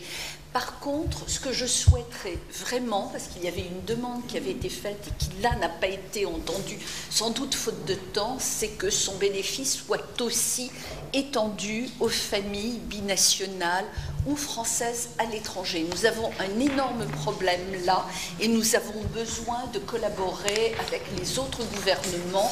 Bon, j'avais travaillé sur ce sujet avec l'Agence, par exemple, de droit international de l'AE, et ils sont tout à fait prêts à nous aider. Il faut vraiment qu'on avance sur ce point-là. Deuxièmement, c'est aussi dans l'aide au développement. Vous n'en avez pas parlé, vous ne pouvez pas parler de tout, mais là, nous avons vraiment besoin de développer un fléchage pour les femmes ou les organisations de femmes. Pendant des années, on n'a jamais parlé des femmes, on n'a même pas mentionné le mot de genre dans les rapports sur l'aide au développement, alors que nous savons très bien que le développement passe par les femmes et que nous pouvons avoir une action vraiment importante dans ce domaine-là. Et je m'en arrête là, pour laisser mes collègues parler. Merci beaucoup. Françoise. Merci Madame la Présidente, merci Madame la Ministre. Donc déjà merci pour votre exposé, parce que c'est vrai qu'il est large, bien sûr, parce qu'il reprend aussi des actions qui ont été menées par des ministres et des secrétaires d'État précédentes, et on sait bien qu'il faut faire des choix, donc on a des choses récurrentes qui reviennent, et la pédagogie est importante de reprendre point par point. Vous avez parlé de l'excision, du mariage forcé, enfin un certain nombre de points, d'autres qui avaient été traités plus précisément par Laurence Rossignol, puisque c'est celle qui était juste avant vous. Mais donc je pense que cette pédagogie est importante. Par rapport au budget, ça a déjà été exprimé par ma collègue Hélène, il y a quand même aussi, j'ai envie de dire, qui se rajoutera, c'est l'absence de dotation parlementaire que nous avions aussi l'habitude de donner, entre guillemets, aux associations, planning familial, CIDF et toutes celles que je ne nommerai pas parce que la liste serait très longue. Donc les baisses de budget dans votre ministère, les budgets qui ne seront peut-être pas énormes dans les autres ministères, et nous-mêmes avec nos collègues députés qui ne pourront plus donner à ces associations, je pense que qui va compenser? Voilà, c'est une de mes questions.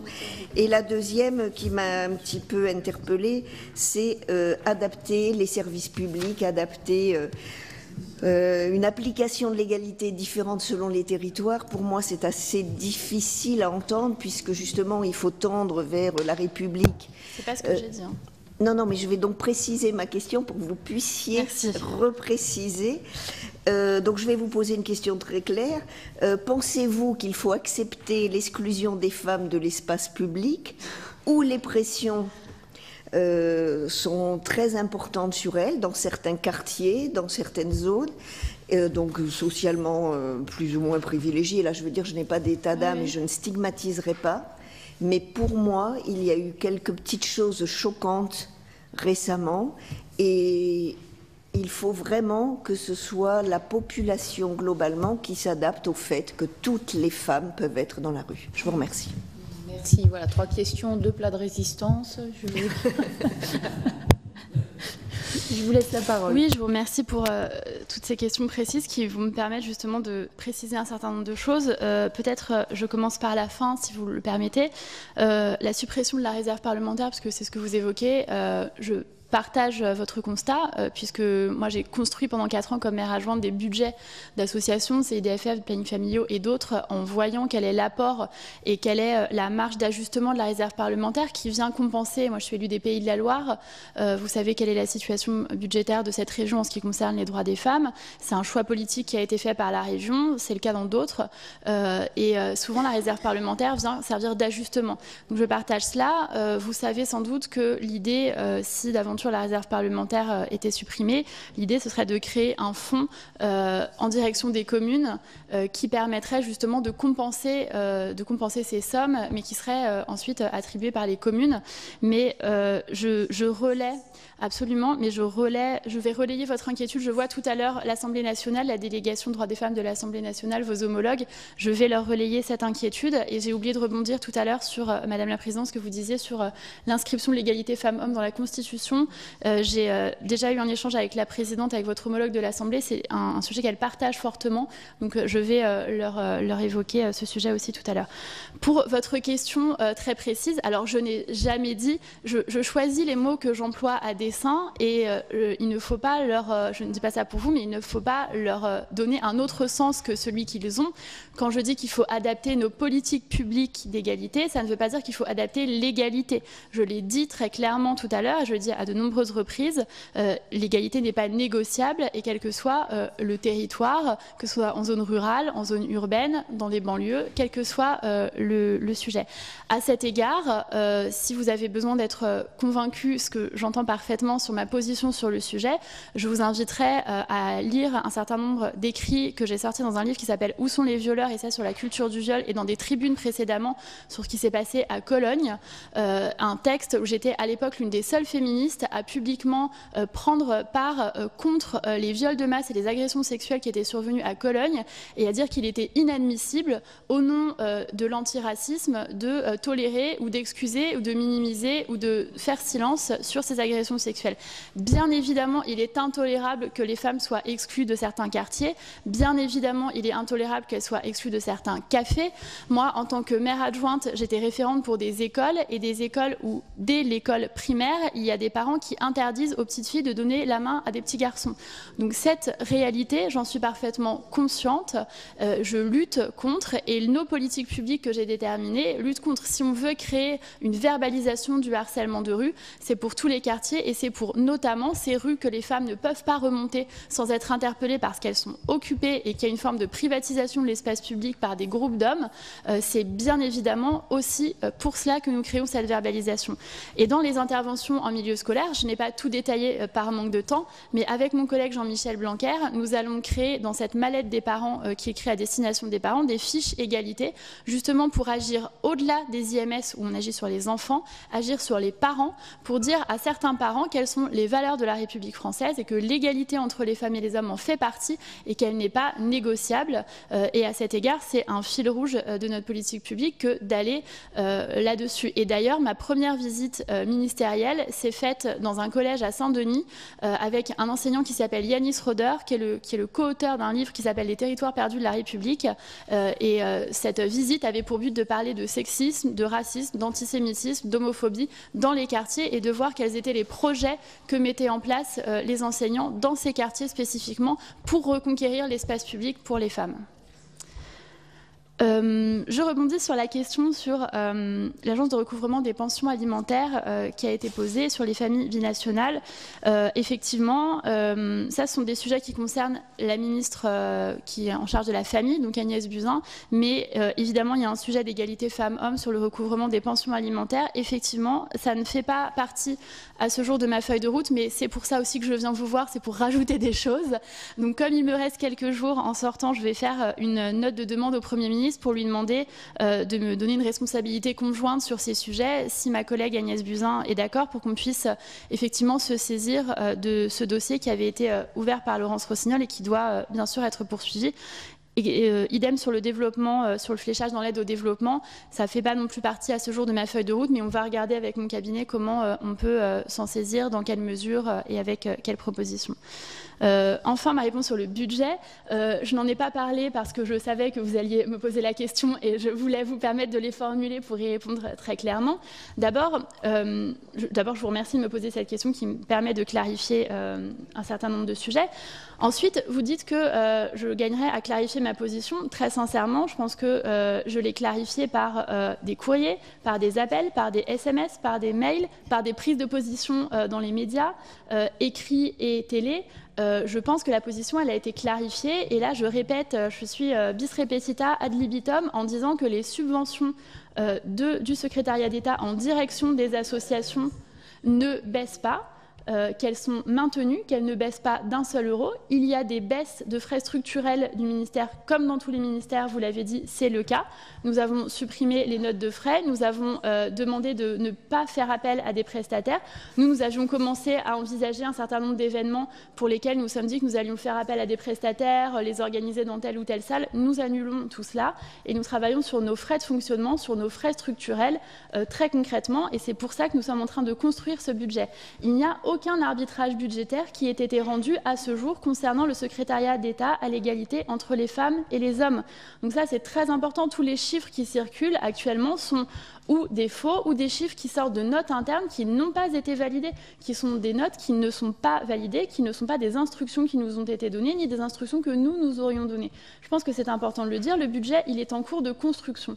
Il y a une baisse structurelle sur les frais de fonctionnement. Elle ne sera pas répercutée sur les associations qui luttent contre les violences sexistes et sexuelles. Je leur ai dit personnellement à chacune, le planning familial, toutes ces associations, l'association qui gère le 3919, etc., je ne vais pas toutes vous les citer ici, verront leurs subventions conservées. Donc il n'y a pas de sujet d'inquiétude. En revanche, je profite d'être ici pour dire peut-être qu'en termes de méthode, moi, je réponds aux associations et les associations légitimement nous demandent des comptes et c'est leur bon droit de nous demander des comptes et elles ont raison de le faire parce que ça nous permet de leur répondre et de les rassurer. Elles font un travail absolument exceptionnel, ce sont elles qui sont en première ligne. En revanche, je goûte assez modérément la forme d'instrumentalisation médiatique qui est faite par des personnes qui ne sont ni parlementaires ni présidentes d'associations et qui s'autosaisissent de ces dossiers en se faisant des porte-parole d'associations qui, au demeurant, d'après les échanges que j'ai eus avec elles, ne m'ont pas semblé avoir besoin que des personnes extérieures viennent demander de harceler les standardistes de Matignon et de l'Élysée parce que ça ne rend pas service à la construction du budget qui est en train de se faire. Enfin, pour vous répondre sur l'interministérialité, elle est réelle et c'est la grande cause nationale du quinquennat. C'est pourquoi j'ai obtenu du Premier ministre que ce soit les services d'information du gouvernement qui prennent en charge matériellement et financièrement toutes nos actions qui seront liées à la grande cause nationale du quinquennat. C'est l'Élysée et c'est le budget de l'Élysée qui prendra en charge les questions liées au Tour de France de l'égalité entre les femmes et les hommes et aux remontées de ces sujets. Et sur l'ensemble des mesures que je vous ai présentées, la plupart ne dépendent pas de mon budget. Par exemple, l'harmonisation du congé maternité, en réalité, c'est sur le budget solidarité de la santé et de la sécurité sociale. Sur l'information via les CAF, les informations des femmes au travail, c'est le budget des CAF. Sur les interventions en milieu scolaire, c'est l'éducation nationale, etc., etc. Et elles prennent en charge cela parce que justement, c'est la grande cause nationale du quinquennat. Et vous dites, Madame la sénatrice, que les autres ministres ne voudront pas prendre ça en charge sur leur budget. Si, ils le voudront. C'est Gérald Darmanin qui prend en charge... Alors, il n'y a pas de surplus, mais ce sera dans leur masse. C'est Gérald Darmanin qui prend en charge les questions liées au gender budgeting, par exemple, le ministre du budget. C'est le ministère de l'Agriculture qui prend en charge nos travaux sur les femmes agricultrices. etc., etc. C'est le ministre de l'Éducation nationale qui crée une nouvelle plaquette pour la mallette des parents dont je parlais tout à l'heure sur son budget propre, etc. Donc en réalité, ce budget, il s'additionne. Il y a une baisse qui est réelle et qui sera répercutée sur la partie structurelle, sur le fonctionnement de nos services à nous, mais il n'y aura pas d'impact sur les subventions. Je m'y suis engagée et c'est ce travail de calcul budgétaire à l'euro près que nous menons pour garantir que toutes les associations que vous avez citées, planning familial, etc., puissent voir leurs subventions maintenues pour qu'elles continuent ces missions qu'elles accomplissent. J'espère avoir été assez claire. Bien, merci beaucoup. Alors, juste pour ce qui s'était passé à Cologne, je crois qu'à peu près 80-90% des membres de la délégation ont réagi publiquement. Oui, je parlais des associations et pris position. Ouais. Ça nous avait quand même tous particulièrement choqués. Alors, donc 3 ou 4 autres questions. Laurence Rossignol, Michel Meunier, Laurence Cohen et Alain Gournac. Donc Laurence Rossignol, oui. Plusieurs remarques. D'abord pour saluer un certain nombre d'annonces qui ont été faites ce matin par la ministre. En particulier, j'ai noté le travail qui est commandé au Conseil à l'égalité sur les violences obstétricales, qui est un vrai sujet qui mérite d'être exploré. Et comme en matière, comme vous l'avez évoqué, de droits des femmes, la question de la visibilité des discriminations, des inégalités est déterminante pour arriver ensuite à les faire reculer. Voilà, je pense que c'est un bon sujet. Sur les questions d'égalité salariale et professionnelle, attention, c'est bien de parler d'égalité professionnelle, mais il ne faut pas oublier le mot égalité salariale, parce que le sujet, c'est l'égalité salariale, et dans les leviers qu'on a pour l'égalité salariale, il faut poursuivre le travail qui a été engagé difficilement, parce que le MEDEF y est très réticent, sur les grilles de classification. Une grande partie des inégalités entre les femmes et les hommes en matière salariale et professionnelle se joue dans les grilles de classification. Je reprendrai un exemple qui est assez connu, c'est que la même tâche, lorsqu'elle est effectuée dans des métiers à dominante féminine ou dans des métiers à dominante masculine, n'est pas référencée de la même façon et ne donne pas lieu à la même rémunération. Porter un sac de 50 kg de ciment rapporte plus, entre guillemets, que de soulever des enfants ou des personnes malades.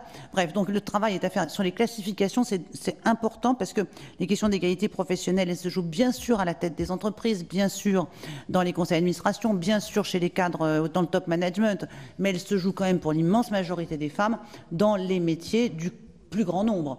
Voilà, je connais davantage de femmes qui sont aidées à domicile que de femmes qui sont membres des comités exécutifs du CAC 40. Mais ça, c'est la première chose. La deuxième remarque que je voulais faire, c'est que je me félicite que vous poursuiviez le travail sur la visibilité et tout ce que vous avez fort justement exposé en début de votre intervention. On a la chance, quand on est ministre des droits des femmes, enfin au secrétaire d'État à l'égalité femmes-hommes, pardon, de pouvoir s'appuyer sur un tissu associatif extrêmement fort et actif, réactif et militant. Et ce tissu associatif a la spécificité par rapport à d'autres secteurs d'être aussi l'opérateur des politiques publiques que nous conduisons. C'est-à-dire que la ministre d'égalité femmes-hommes, elle a ses services extérieurs, ses services déconcentrés, c'est avant tout les associations. Et c'est pour ça que j'insiste là-dessus, parce que le fonctionnement du ministère est quand même déjà pas pléthorique. Une déléguée régionale droits des femmes, une déléguée départementale droits des femmes, et encore, je ne suis pas sûre que tous les postes soient désormais pourvus. Et donc, on a peu de services déconcentrés quand on est dans ce ministère. Donc, nos services extérieurs, c'est les associations, et c'est pour ça qu'il faut les considérer comme étant les partenaires numéro 1 du ministre, et non pas comme étant des lobbies revendicatifs, parce que sinon on va passer à côté de quelque chose, et c'est d'elles dont on a besoin, et pour conduire les politiques publiques, mais aussi pour conduire ce qui est pour vous très important et que vous avez fort bien évoqué, qui est tout le travail d'évolution et de révolution culturelle de la société. Nous, on avait lancé, bon, c'était chaque ministre a ses propres mots. On avait lancé sexisme, pas notre genre, mais vous avez là un groupe d'associations qui est vraiment un point d'appui formidable. En ce qui concerne les questions budgétaires, j'ai compris, je compatis à votre égard sur les arbitrages budgétaires, pour avoir moi-même fait l'exercice et pour avoir obtenu difficile, enfin, pour que mes prédécesseurs et moi-même pendant le quinquennat précédent ayons obtenu une augmentation de 50% du budget droits des femmes, et même avec les 50% d'augmentation sur le quinquennat, inutile de vous dire que le constat est que ce budget n'a jamais été un budget suffisant, mais déjà Yvette Roudy disait la même chose en 1983, donc aucun changement là-dessus.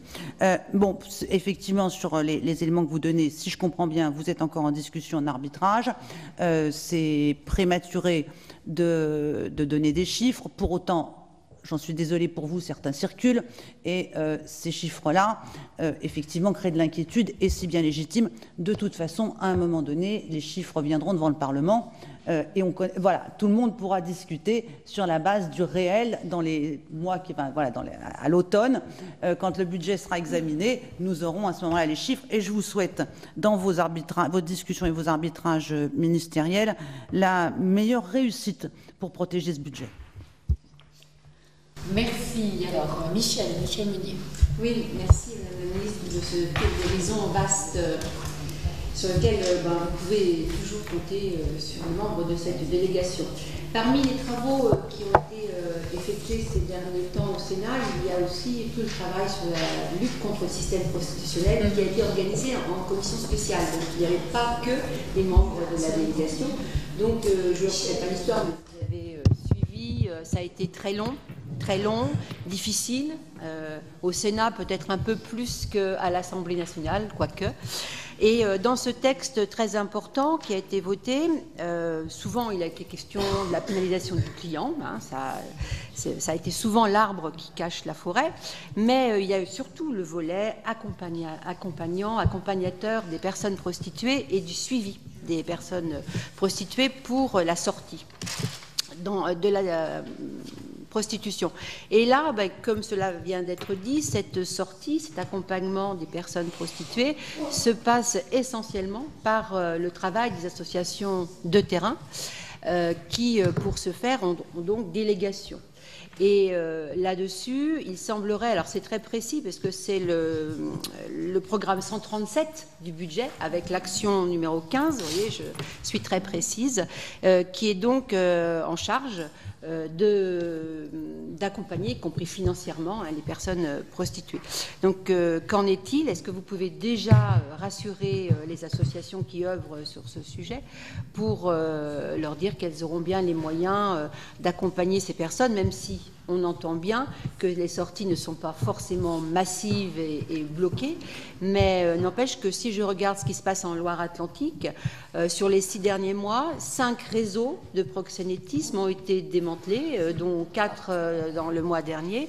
Donc on sent bien que le signal qui a été donné par cette loi est important et qu'il serait dommage, pour ne parler que de ça, que ce soit coupé dans l'intérêt et la lutte contre ces violences faites aux femmes.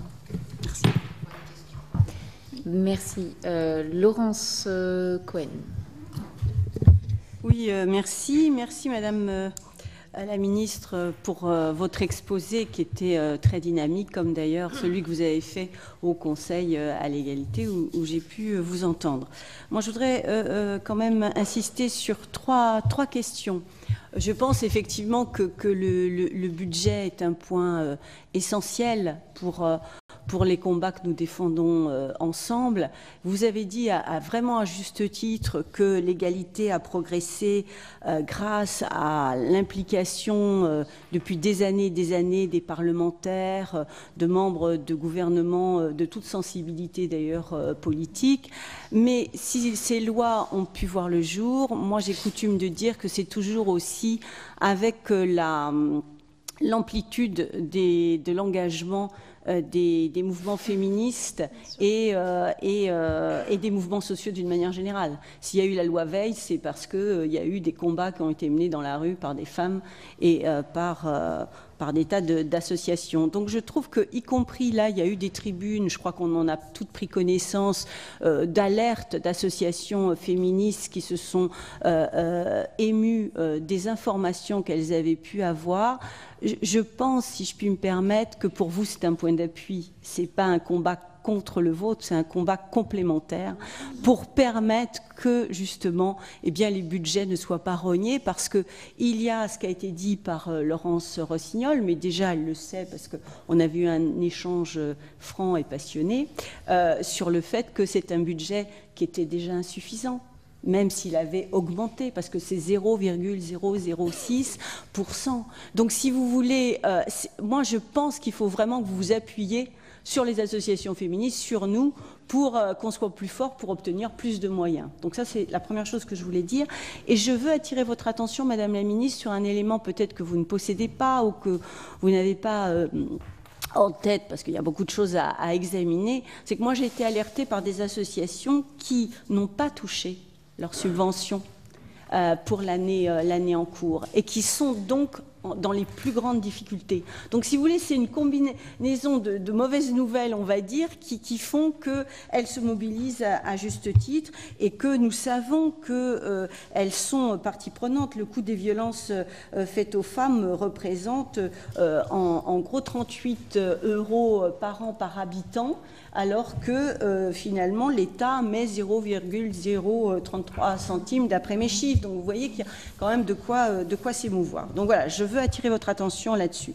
Deuxième élément, vous avez reparlé vraiment des modes de garde. J'y suis extrêmement sensible. C'est ce que vous aviez dit également au Conseil à l'égalité. Vous parlez de transparence. Je pense que c'est effectivement une intervention que vous devez avoir. Mais j'attire votre attention, Madame la Ministre, sur d'abord le manque de place en mode de garde collectif et aussi pouvoir soutenir les collectivités qui ont une vraie politique concernant les modes de garde.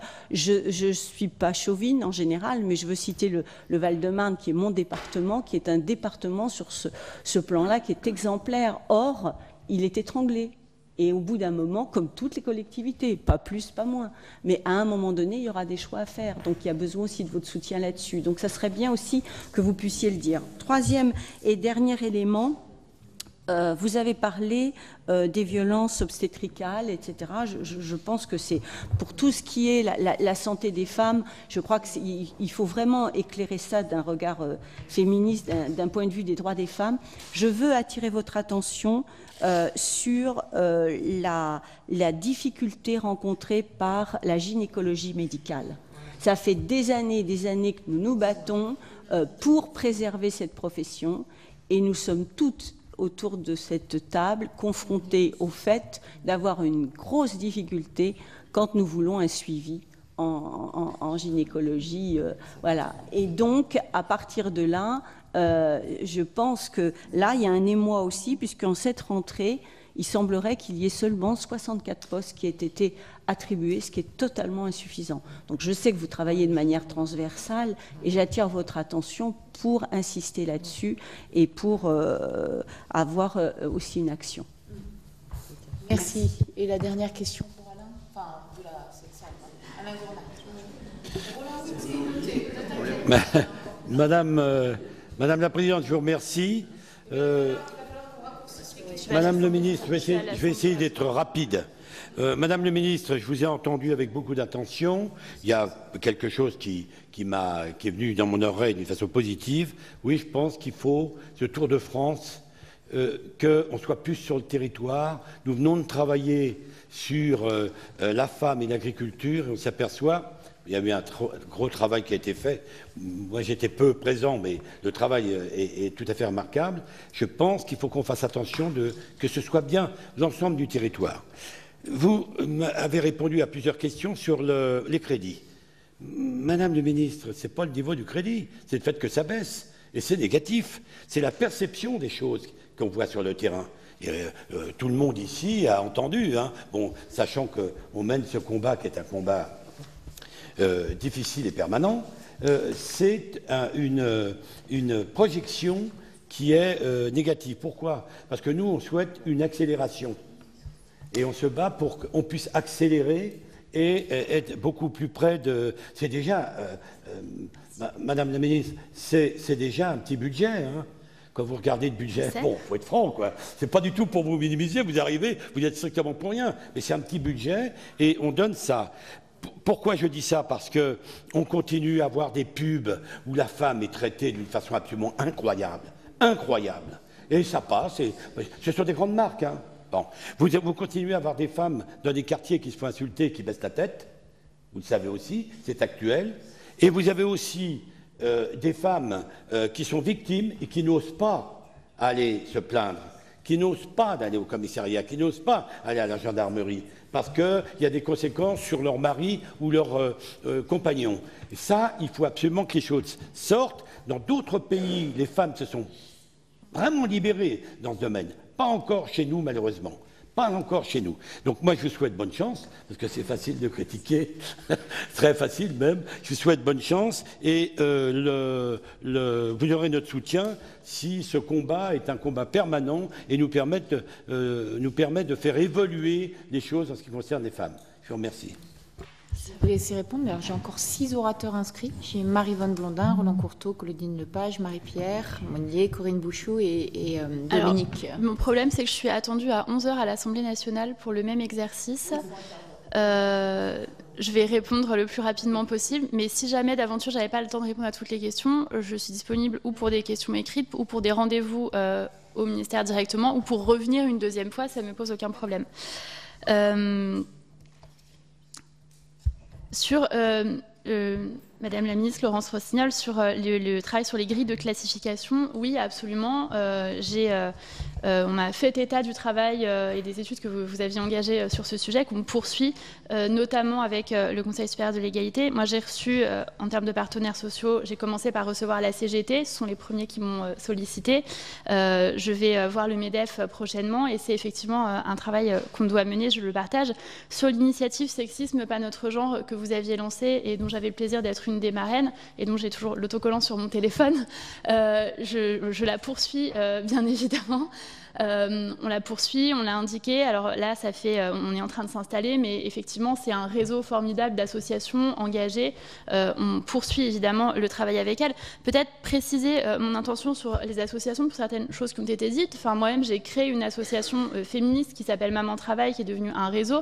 J'étais présidente pendant quasiment une dizaine d'années de cela. J'ai été bénévole dans de nombreuses associations féministes. J'ai accompagné et soutenu et défendu des budgets d'associations en tant que maire adjointe. J'ai obtenu 600% d'augmentation dans des budgets en baisse dans une collectivité par ce travail de diplomatie et d'augmentation de ce budget pour les associations. Je ne suis pas en train de promettre 100% à l'échelle de l'État, mais on est en train de faire ce travail de construction budgétaire. Le budget ne baisse pas. J'ai entendu dire que le budget était en baisse. Non, pour l'instant, le budget il est en construction. Moi, je demande à être jugée sur les actes et pas sur les en cours de discussion.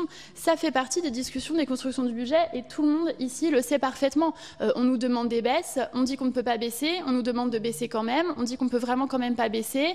Je ne vais pas vous faire ici les discussions, mais moi je pense que j'ai des interlocuteurs qui sont sensibilisés à ces sujets. J'ai le plus profond respect pour les commandes qui nous ont faites sous l'impulsion du président de la République de diminuer les dépenses de l'État pour pouvoir tenir les engagements, notamment en termes d'impôts pour nos concitoyennes et nos concitoyens. J'ai aussi peut-être très fortement le plus grand respect pour le travail des associations. Je ne veux pas laisser entendre, je ne dis pas que c'est ce que vous avez dit les uns et les autres, mais je ne veux pas laisser entendre que je serai dans un rapport de force avec les associations, puisque ce n'est pas le cas. Moi, les associations qui sont subventionnées par notre secrétariat d'État, elles sont toutes en lien permanent et continue avec nous. Nous leur répondons, nous les contactons, nous sommes en discussion avec toutes. J'entends parfaitement leurs inquiétudes sur le fait qu'elles n'aient pas été, je vous réponds un peu dans le désordre du coup, mais qu'elles n'aient pas été payées depuis le début de l'année. C'est un sujet sur lequel on est en train de travailler avec les services et avec l'administration que je viens de connaître et de prendre en main. On est en train de travailler là-dessus. Moi, j'entends parfaitement les inquiétudes des associations. Je sais quelles sont-elles. Je sais qu'il y a l'inquiétude de ne pas pouvoir poursuivre leur action qui leur tient à cœur puisque ce sont des associations engagées. Je sais qu'il y a derrière des inquiétudes pour les emplois dans ces associations qui sont réelles aussi. Moi, dans les paroles, pour l'instant, je les ai rassurées. Et quand je parlais tout à l'heure d'un certain nombre de choses, notamment d'instrumentalisation que j'ai évoquées. Je ne parlais bien évidemment pas des associations. Les associations sont dans leur rôle quand elles font part de leurs inquiétudes. Elles sont dans leur rôle quand elles font part de cela dans le débat public. Moi, c'est ce que j'ai fait en tant que lobbyiste, que présidente de réseau pendant des années, que de mettre ces sujets à l'agenda dans le débat public. Simplement, là, le budget est en cours de construction. Notre but est que ce budget soit maintenu et qu'il augmente globalement avec l'interministérialité, mais ce sont des choses qui sont en cours d'arbitrage. Je ruinerais mes propres discussions et ma propre diplomatie si je faisais d'ores et déjà des annonces en faisant comme si elles avaient été actées, alors que ce n'est pas le cas. Donc la seule demande que je formule, et je l'ai formulée aux associations, c'est de nous laisser faire cette négociation et obtenir ces arbitrages pour elles. Et les garanties que nous leur donnons, et on leur a envoyé un certain nombre de documents à cet égard, c'est que les subventions qui proviennent du secrétariat d'État ne seront pas baissées. On baissera avant les frais structurels et on baissera d'autres choses si on y est obligé, mais elles ne seront pas baissées et on rajoutera des moyens avec l'interministérialité, comme je l'ai dit tout à l'heure. Donc là-dessus, je veux vraiment être très claire. Sur l'accompagnement et le suivi des personnes prostituées, oui, je partage absolument. J'ai eu l'occasion de le dire et de m'y engager publiquement à plusieurs reprises. J'ai un entretien cet après-midi avec le Mouvement du Nid, pour ne pas les citer, pour parler justement de cela. Lors de mes 2 réunions avec l'ensemble du réseau déconcentré dont on parlait tout à l'heure, j'ai insisté sur le fait que c'était pour moi une priorité et qu'il fallait mettre en œuvre ces dispositifs et ces parcours de sortie et de suivi de sortie des personnes prostituées. Ça n'a pas encore été fait parce que la loi est toute récente, mais ça doit être mis en œuvre. J'insiste sur le fait que nous attendons à cet égard que le décret soit pris par le Conseil d'État, qui n'est pas encore pris, et que tant qu'il n'est pas pris, nous sommes un peu bloqués administrativement dans cette volonté politique qui est la nôtre et que je réaffirme ici. Merci Madame la Ministre. Merci. Sur les interventions de Laurence Cohen, sur les liens mouvements féministes, mouvements sociaux, on avait déjà eu ce pré-débat au Conseil de l'égalité, je ne vais pas refaire le match. Mon avis personnel est que je ne suis pas persuadée qu'il faille à chaque fois des mouvements sociaux. Néanmoins, je rends crédit à la CGT, notamment pour avoir importé l'accouchement sans douleur en France. On le sait trop peu, mais c'est principalement à la CGT qu'on le doit. Je partage votre inquiétude sur la gynécologie médicale, parce qu'on ne se connaît pas encore, mais pour vous raconter brièvement ma vie, mon premier engagement politique, c'était en 2001, j'avais 18 ans, et j'ai été candidate au municipal à Paris sur une liste associative dont le mot d'ordre était la sauvegarde de la gynécologie médicale à Paris. On a fait moins de 2%, donc ce n'était pas un franc succès, mais néanmoins, c'est un combat que je partage. Et sur le manque de place dans les collectivités, oui, j'entends ce que vous me dites, on va soutenir les collectivités. La difficulté, c'est de trouver justement avec chaque collectivité comment on fait pour soutenir sa demande. Il y a des demandes très précises. À Paris, par exemple, la maire adjointe à la petite enfance me faisait part de sa volonté politique de créer des places, et elle en a déjà créé beaucoup, mais elle se limite au prix du foncier et à la construction d'un budget qui puisse être équilibré pour créer des places quand on a un prix du foncier qui est aussi élevé que cela.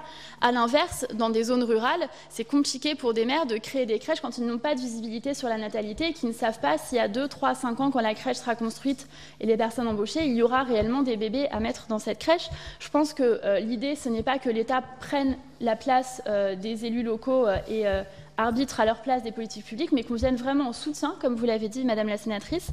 Donc si vous avez des préconisations à nous faire plus précisément sur ces sujets, bien évidemment, j'en serai preneuse. Enfin, Monsieur le Sénateur, sur ce que vous avez dit sur le budget, je vous remercie d'abord de votre soutien. Je partage tout à fait ce que vous avez dit sur la publicité. Moi, je dis très souvent que si quelqu'un arrive en France et regarde la télévision et n'a l'image des femmes en France que par la télévision, il va penser que les femmes sont passionnées par la lessive, par la dégustation de yaourt 0% et vivent dans leur cuisine et ne sortent que pour se mettre en maillot de bain devant des voitures de luxe. Donc effectivement, je pense qu'on a un travail à faire sur ces sujets et votre soutien à cet égard sera absolument bienvenu.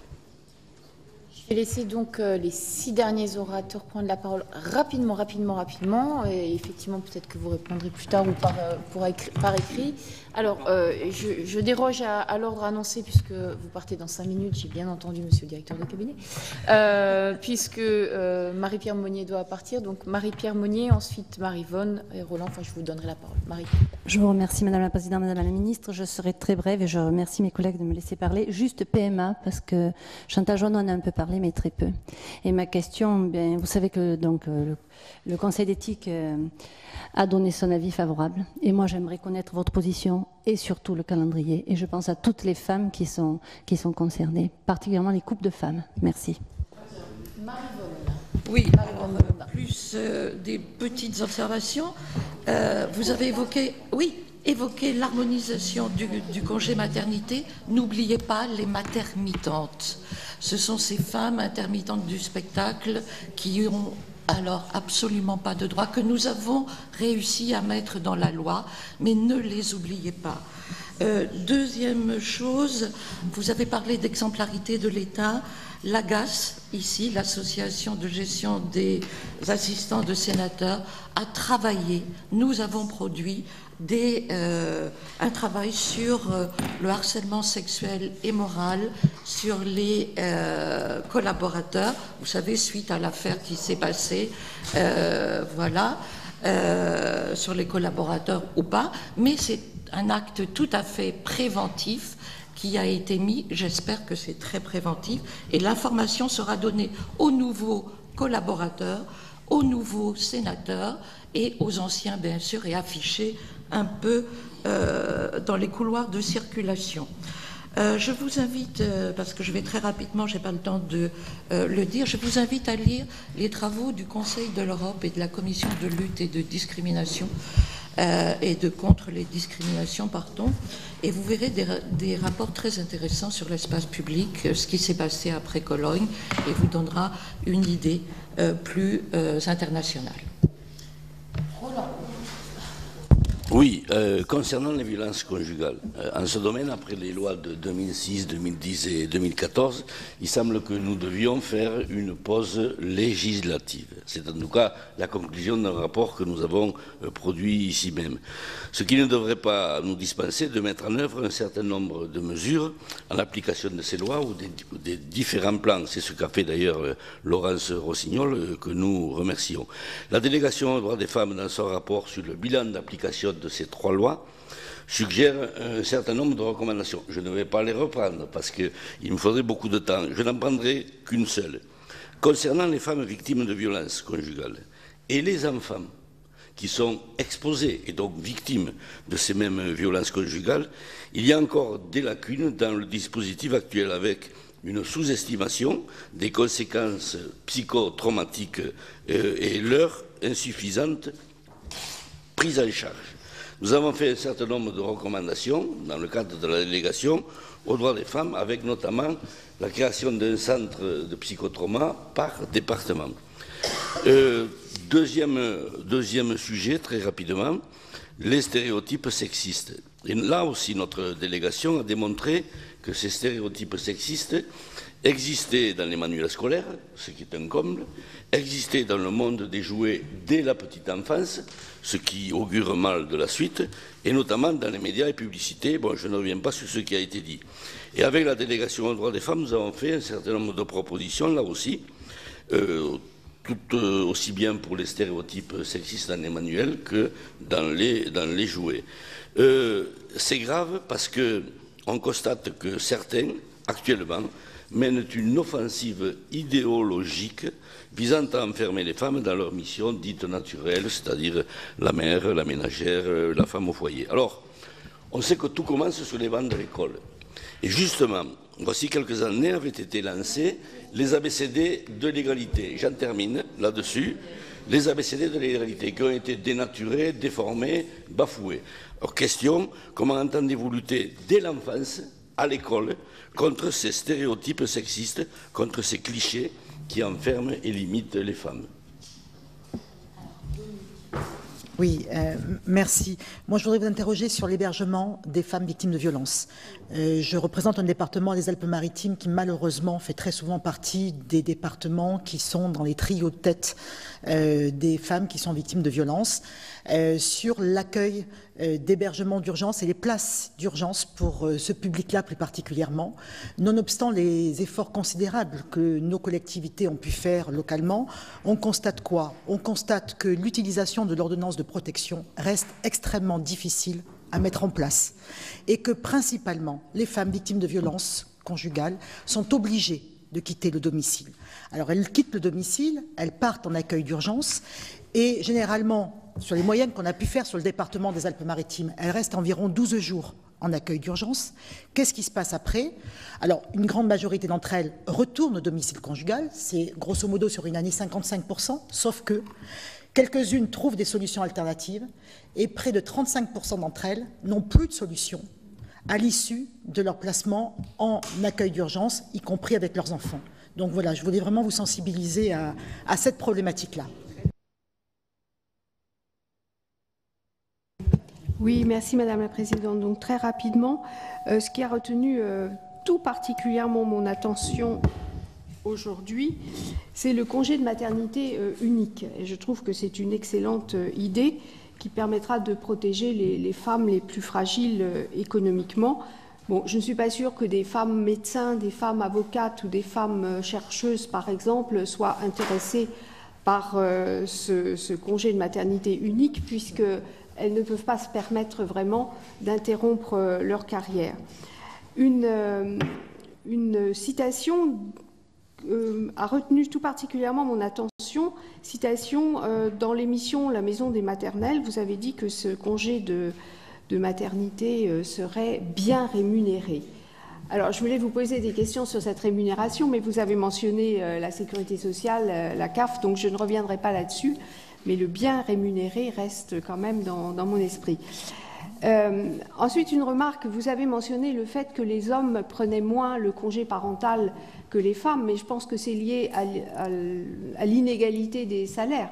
Dans une famille, aujourd'hui, bien souvent encore, un homme gagne plus que son épouse, et c'est un frein. C'est sans doute pas le seul, je sais qu'il y a d'autres freins, mais c'est certainement un frein important pour que les hommes prennent le congé parental, parce que les jeunes hommes ont quand même bien évolué aujourd'hui.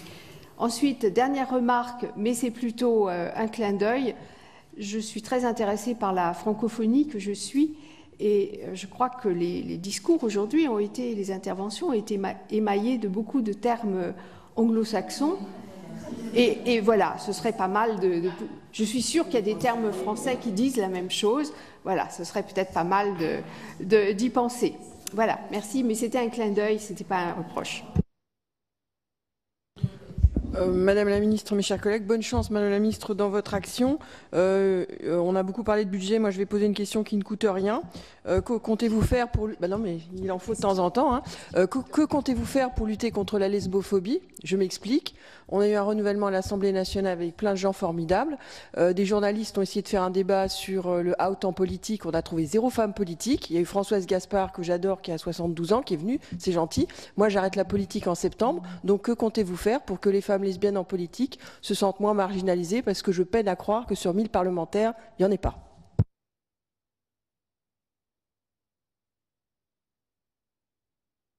Je vous remercie pour toutes ces questions. Je vais essayer d'y répondre très rapidement. Pardonnez-moi pour la brièveté de mes réponses. Et peut-être d'en regrouper plusieurs. Sur la visibilité des femmes lesbiennes, effectivement, c'est un vrai sujet. Vous avez vu que ça avait fait l'objet d'un spectacle d'Océane Rosemary, la lesbienne invisible, qui a sorti d'ailleurs un film, je fais une aparté, justement pour sortir la première comédie romantique qui met en scène deux femmes.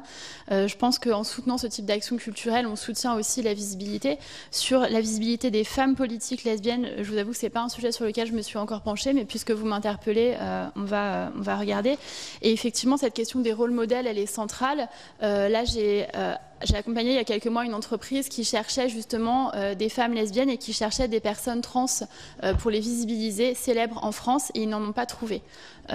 Donc c'est vraiment un sujet de visibilité qui est très fort, et je vais me le noter, en tout cas me noter de voir ce qu'on peut proposer par rapport à ça. Sur la PMA, pardon, je ne sais plus qui m'a posé la question sur la PMA.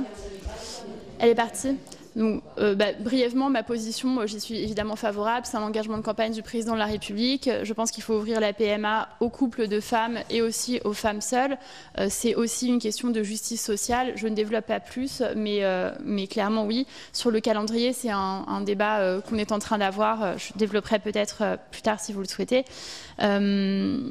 Je me suis notée, je ne sais plus pour répondre à quelle question, mais je me suis notée de vous parler de l'inéligibilité des candidats qui auraient été condamnés pour harcèlement sexuel. Je crois que c'était lié à l'AGAS.